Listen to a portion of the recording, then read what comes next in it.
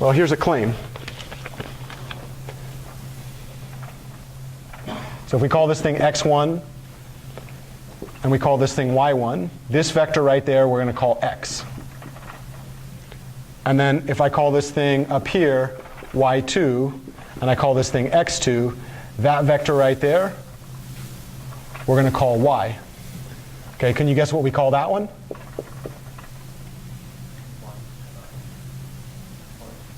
What do you notice? Same vector. In which case this one over here would be y. What's this point up here? What's the height of x plus y? Yeah, it would be the height of the first one plus the height of the second one. So this would be y1 plus y2, right? What about this one right over here? What's the length if I were to look at this thing right there? Yeah, that would be x1 plus x2. And the whole claim we're going to make is this area right here, that area does almost exactly what I hope, right? It takes a two-dimensional problem and turns it into a scalar. The scalar is 0 if those things are collinear. The scalar is non-zero if they are non-collinear, if they are linearly independent from each other, right? Moreover, I can actually measure this scalar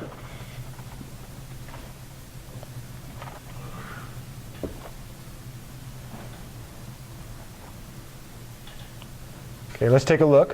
What's this length right here? So if I went from this thing to this thing, what's that length? x2, right? Because it's the second coordinate of this vector. Okay. What's this height right there? So if I wanted this height, the one that goes from here to there, what's that height? Must be y2, right? What's this length if I went from here all the way over there? What's that length?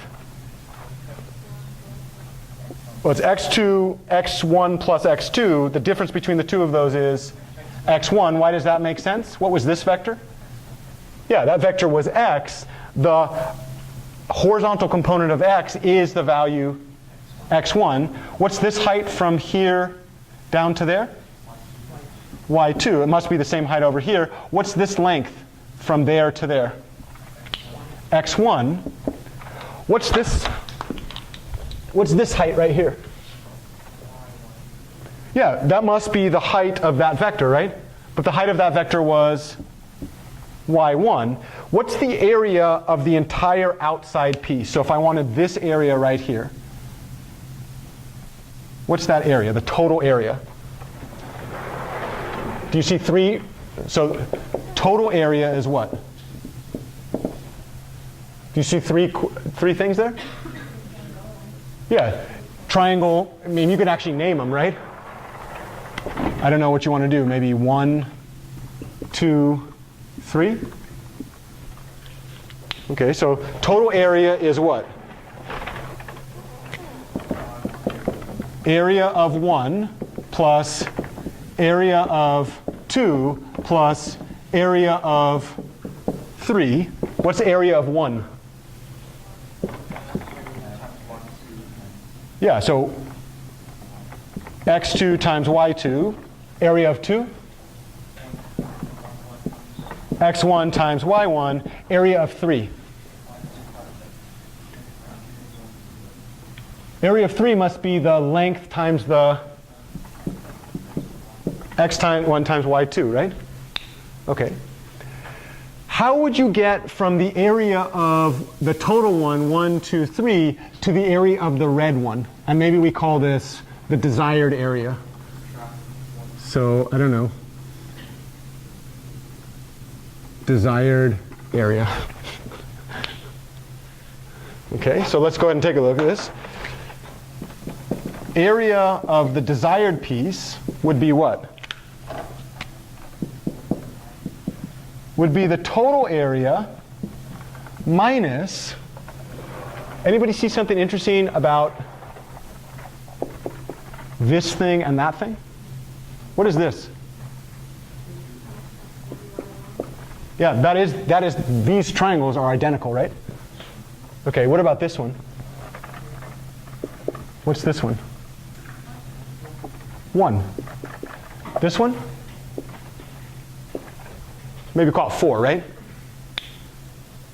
Okay, so that means that the total area, if I take away from the total area the area of 1 minus the area of 2 minus the area of 4, I would get the area of the parallelogram, right?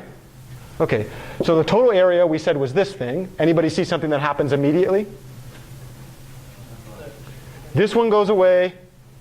This one goes away. x1, y2. What's the area of 4? What's this length right there? x2. What's that height? y1. This has the exact property. It will be 0 if A1 and A2 are, I should be a little careful, if x and y are what? Collinear. And not 0 what? Otherwise, right?